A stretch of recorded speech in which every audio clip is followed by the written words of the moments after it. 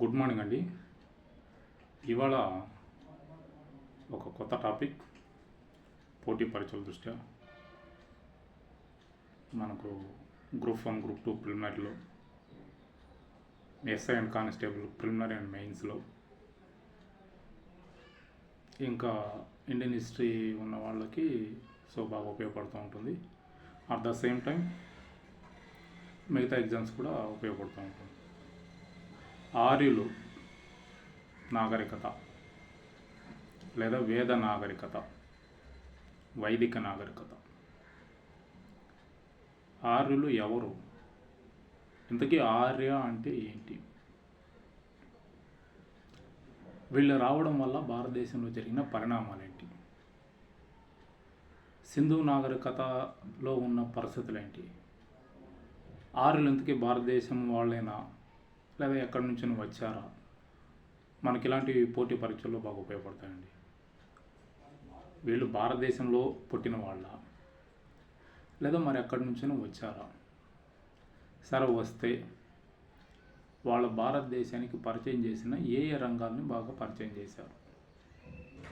అవి ఇప్పుడు భారతదేశంలో ఉన్నాయో లేవో ఒకసారి మనం దీన్ని చూడాలండి. పోటీ పరీక్షల దృష్టికోణంలో చూడాలి. సింధు నాగరికత అంతమైపోవడానికి ఆర్యులు కూడా ఒక ప్రధానమైన భాగం అని చెప్పి లాస్ట్ క్లాస్లో మనం చెప్పుకున్నాం. బాగా గుర్తుపెట్టుకోవాలి. సింధు నాగరికత అంతమైపోవడానికి ఆర్యులు కూడా ప్రధానమైన ఒక భాగం. ఆర్యుల దండయాత్ర వల్ల సింధు నాగరికత అని. మరి ఈ ఆర్యులు ఎవరు అంటే, చరిత్రకారులు ఒక్కొక్కరు ఒక్కొక్క స్టేట్మెంట్ ఇచ్చారు. ఈ స్టేట్మెంట్స్ మన పోటీ పరీక్షలో అడుగుతారు, మనం బాగా గుర్తుపెట్టుకోవాలి. ఒక్కొక్కరు ఒక్కొక్క స్టేట్మెంట్ ఇచ్చారు చరిత్రకారులు. దీన్ని సపరేట్గా ఒక వీడియోలో పెడతాం. ముందు ఇప్పుడు ఇంట్రడక్షన్ చూద్దాం. ఈ ఆర్యులు నార్దిక్ అనే జాతికి చెందినవాళ్ళు. నార్దిక్ అనే జాతికి చెందినవాళ్ళు ఆర్యులు. ఇందుకే ఆర్య అంటే తెగ కాదు. చాలాసార్లు అడిగారు పోటీ పరీక్షలు. ఆర్య అంటే తెగ కాదు, భాషకు సంబంధించిన పదం ఇది. ఆర్య అంటే తెగ కాదు, భాషకు సంబంధించిన పదం ఇది. వీళ్ళు రావడం వల్లని, వీళ్ళు భారతదేశాన్ని పరిపాలించడం వల్లని చరిత్రకారులకి ఒక ఎవిడెన్స్ దొరికింది, ఆధారం ఏంటంటే ఇక్కడి నుంచి చరిత్ర ప్రారంభమవుతుంది. ఇప్పుడు మామూలుగా ఈ వేదకాలం 1500 BC నుంచి 600 BC దాకా ఉంటుంది. దీన్ని 2 పార్ట్లుగా డివైడ్ చేస్తారు. ఒకటి తొలి వేదకాలం లేదా ప్రారంభ వేదకాలం, రెండవది మలి వేదకాలం. సో ఇవి రెండింటికి చాలా డిఫరెంట్ ఉంటాయి. భారతదేశంలో అనేక రంగాలను మలుపు తిప్పిన అంశం, మానవ జీవితాన్ని మలుపు తిప్పిన అంశం వేదకాలం. బాగా గుర్తుపెట్టుకోవాలండి పోటీ పరీక్షలు మనకి. సో వీళ్ళు రావడం వల్ల భారతదేశంలో రాజకీయ వ్యవస్థ ఏర్పడింది, కుల వ్యవస్థకు పునాది ఏర్పడింది, వివిధ వస్తువుల అభివృద్ధిలోకి వచ్చాయి, వ్యవసాయానికి బాగా బలం చేకూర్చారు. మనం పోటీ పరీక్షలో బాగా గుర్తుపెట్టుకోవాలండి ఇవన్నీ.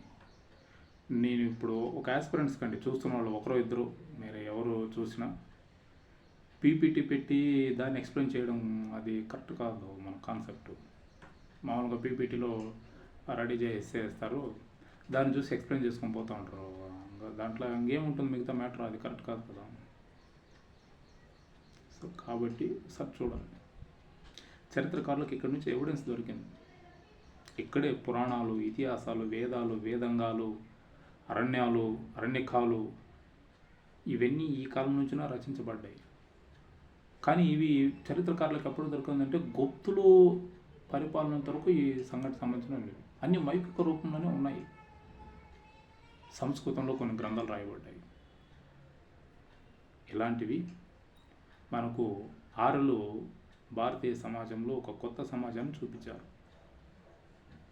ఈ కాలంలో బాగా అభివృద్ధి చెందిన ఒక కల్చర్ అండి PGW, పెయింటెడ్ గ్రేవేర్.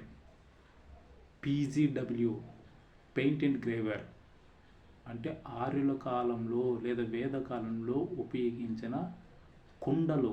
PGW పోటీ పరీక్షలో బాగా అడుగుతారండి. హిస్టరీ వాళ్ళు బాగా డెప్త్గా అడిగేటప్పుడు ఇలాంటివి వేస్తూ ఉంటారు.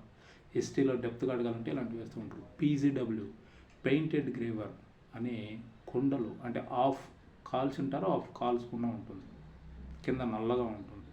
సో దీన్ని పెయింటెడ్ గ్రేవర్ అనే కొండలు ఈ ప్రాంతం నుంచి ఉపయోగించడం అనేది ఇక్కడ నుంచి కనిపిస్తుంటుంది. అనేక రంగాల్లో మనకు మార్పు తీసుకొచ్చారు. మరి అలాంటి ఆర్యులు ఎవరు, వాళ్ళు ఎక్కడి నుంచి వచ్చారు, వాళ్ళ యొక్క ప్రస్తావన ఏంది, లేదా మన దేశం వాళ్ళేనా, మన దేశంలో ఉంటే ఎక్కడ వాళ్ళ స్థిర నివాసం, లేదా మైగ్రేషన్ అయ్యారా, వలసల నుంచి వచ్చారా, వలసల నుంచి వస్తే వాళ్ళకి ఎవరెవరు ఏమేమి పేర్లు కేటాయించారు, ఇవి పోటీ పరీక్షలతో మనకి ఇంపార్టెంట్ అండి. వాళ్ళు వచ్చిన తర్వాత భారతదేశంలో జరిగిన పరిణామాలు ఏంటి, సామాజిక పరిణామాలు, ఆర్థిక పరిణామాలు, రాజకీయ పరిణామాలు, మత పరిస్థితులు, వివిధ వస్తు సంస్కృతి, ఇవన్నీ అనేక మార్పులకు గురి చేసాయి. ఆ మార్పులు ఇవాళ భారతదేశంలో పెను సవాళ్లకు, పెను ప్రమాదాలకు దారితీస్తూ ఉన్నాయి. ఒకసారి మనం దీన్ని గుర్తు చేసుకోవాలి. సింధు నాగరికతలో కులం లేదు. మీరు అబ్జర్వ్ చేస్తుంటారు, లెసన్ మీరు మిగతా వాళ్ళ చోట కూడా వింటారు. సింధు నాగరికతలో కులం లేదు, కులం అనే ప్రస్తావన లేదు సింధు నాగరికతలో. స్త్రీ పురుషుల మధ్య భేదాలు లేదు సింధు నాగరికతలో. కానీ వేదకాలంలో వచ్చే సమయానికి అన్నిటికీ పునాదులు పడిపోయినాయి.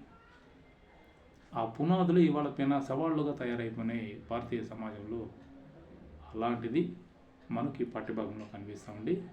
సో మరొక వీడియోలో ఆర్యులు జన్మస్థలం ఏంది, ఎవరు వాళ్ళు, ఎక్కడెక్కడి నుంచి వచ్చారు, వాళ్ళ మీద ఏ ఏ చరిత్రకారులు, ఏ ఏ స్వతంత్ర సమరయోధులు స్టేట్మెంట్స్ ఇచ్చారు అన్నది మనం ఒకసారి చర్చిస్తాం. Thank you.